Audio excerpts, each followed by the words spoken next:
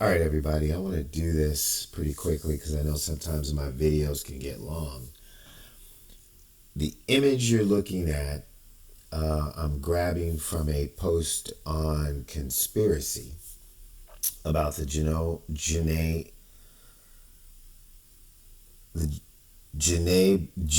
Benet Ramsey Ransom Note.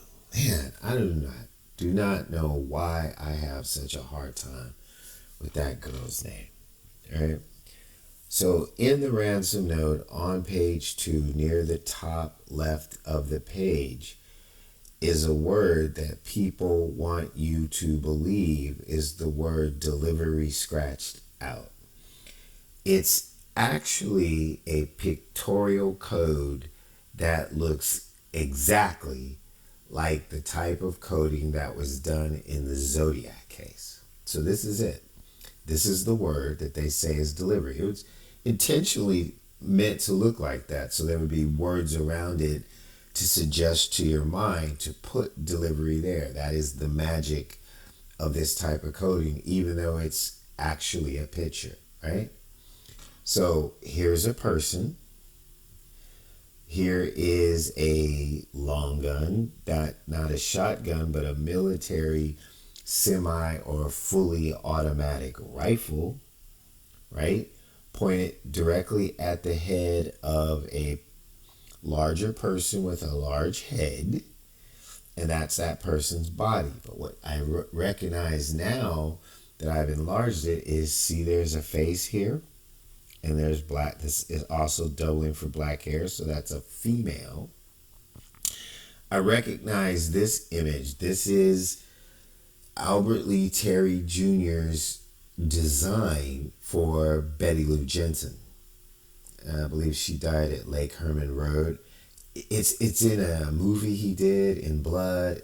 He's used this kind of little bonnet look for her a bunch of times, so that's how I know what that is. This looks like a military plane. That's kind of a presidential statement because Zodiac people were naval intelligence doing photographic reconnaissance from the air, but it does look like a military plane. And right here, that's a camera. So this is a person leaning back, taking photos. Or is that what this message really says? So let's just assume that I'm correct, that this is a female, right? This is a guy. That is a semi or fully automatic rifle with one hand holding it up, pointing it at this person, that person's head. So that person comes with that person. You have a gun to your head. And this person has their hand out because they want money. So this is a ransom note. Why would this be important? Well, if this is actually Albert Lee Terry Jr., whose information on his burial card and other evidence and FBI documents seem to suggest that he didn't really die in 1971 and that he may have gotten a new identity or been put in the witness protection program, a lot of people talk about how you don't get any money in there. It's not really a good life. You're not in something. You just move. You're the same person. You might be in a motel and you may have the same name, a similar name, or just dropped your middle name, but you're just living outside your old life. You can't contact anybody you know. They shouldn't know that you're alive. And you're in a community where people shouldn't know you and that you have to establish yourself as a regular person. So they never got prosecuted. They're living their lives. And if he went into the program and they said, hey, we'll give you immunity for the things that you would testify to, right? The catch is, if you don't testify, if there's no trial, you don't get any immunity, because the qualifier is you have to testify truthfully. So if he went into the program and they never ever had an intention of prosecuting, they just wanted people to be quiet, then he got caught up.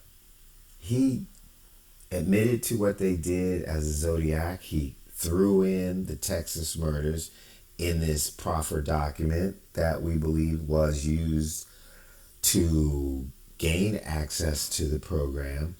And since there was never any trials and never any testimony, he would have never gotten immunity for any of them. Which means if he talked about it in public or to anybody or law enforcement found out, he got the gas chamber. Most likely, if the death penalty was on the table. And since they never got in trouble because it all got worked out with the military, CIA, they got to live their regular lives. They got to stay in their regular lives. So this would be Charlie and Ellen, right? The people that he double-crossed, Albert, because he believes that she told him to murder Darlene Ferrin, which means that he was the lead, that was her best friend, bringing her gifts from Tijuana, where we believe he was stationed in San Diego, supporting, I think it's VS-35, the Boomerangers, which were submarine control, which this symbol right here looks like it is. They had a sword with a C that would go down into a submarine as their emblem between 1961 and I believe 1972 or 73. Then they got deactivated. So let's say I'm correct. This is saying money. My hand's out. I want some money. Bottom line, this is a straight up hold up. I've got this semi or fully automatic rifle to your heads because I have pictures of all of the intelligence, reconnaissance, information, and negatives that we stole, which is espionage. And I have pictures of the murder that we all participated in, me and Charlie, on Lake Herman Road, where we killed Betty Lou Jensen. And anybody else that's involved with you guys down there in San Diego. I don't care where the money comes from, pay up. I'm sure these images up here have even more information, but again, this is the JonBenet Ramsey Ransom Note, the word that looks like delivery crossed out to people who don't want to believe that this is true. That, in my estimation, through our investigation, looks exactly like what Albert Lee Terry does, who was a member of Zodiac, who we believe turned on his friends, tried to get into the witness protection program, but found out that there was a catch-22, that you don't get the immunity if you don't testify. So he had no leverage against them to make them pay him any money or to take care of him because he wasn't going to testify. There wasn't going to be a trial. But he still had jeopardy in public that he could get the gas chamber or life. So now he can't be him, can't be around his family. He's somewhere he didn't plan on being, and he's got nothing going on. And he sees that these people are still living in their neighborhoods with their families, living their lives and moving on and trying to do better than what they did back then. And he's finally tired of it. And so he put together this plan with some other people, in my opinion, right? At least this part is what he participated in, a ransom and an extortion. How it got to the Ramseys, that family, I have no idea. But I can tell you that this is not delivery crossed out. That is a guy with a semi-automatic to automatic weapon, and he says it's pointed right at your heads. her head, his head, and whoever else's head is back here involved at the base down in San Diego. And that he has pictures from all the espionage reconnaissance stuff that they stole, right?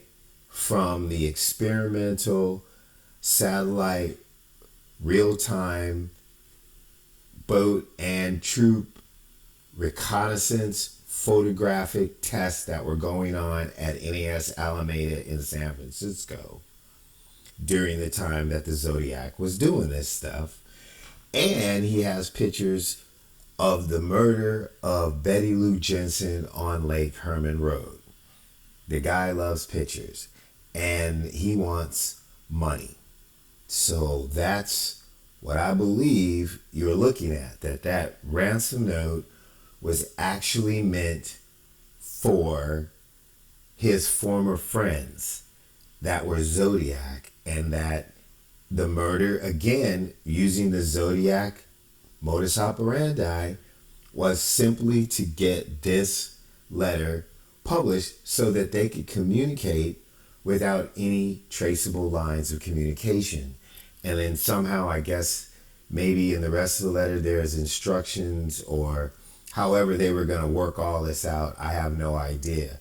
But this is not something that Patsy Ramsey would know how to do. She wouldn't have any knowledge of something like this. And even if John Ramsey was exposed to this type of intelligence, right? I mean, unless this guy was in the Zodiac and broke, why would he need to do this? He was wealthy. His company had just hit $1 billion in gross revenues. He was a salesman. He wasn't creating any hardware or software for Sun Microsystems. He's like a street drug dealer, right? If you take out one street drug dealer from the cartel, 3 more show up because they know there's business. So there was no political motive to extort John Ramsey. Somehow this family got caught up in a family feud of the Zodiac. So that's what I see. So that would be Albert Lee. That would be a representation of photographs from the espionage that they were involved in, the murder of Betty Lou Jensen. That would be Charlie Lech. And that would be Ellen Shigmore Lech. And this would be some of the other people involved represented through a symbol that would be collectively all the rest of y'all that's involved, the guns to your head too. And that little hand out with the palm up is saying, I just want money. He's caught in this catch-22 and he's like, I'm gonna get paid. He made his own bed. But again, he blames everybody else for what his life is like. And this is why you have things like extortion and kidnapping and ransom. Somebody who's trying to get something from somebody else that they didn't earn, or they feel like they deserve for whatever reason. But if this is the way you have to go about it, you wonder what they were involved in the first place. So that's my analysis, and we'll go from there. We'll go from there.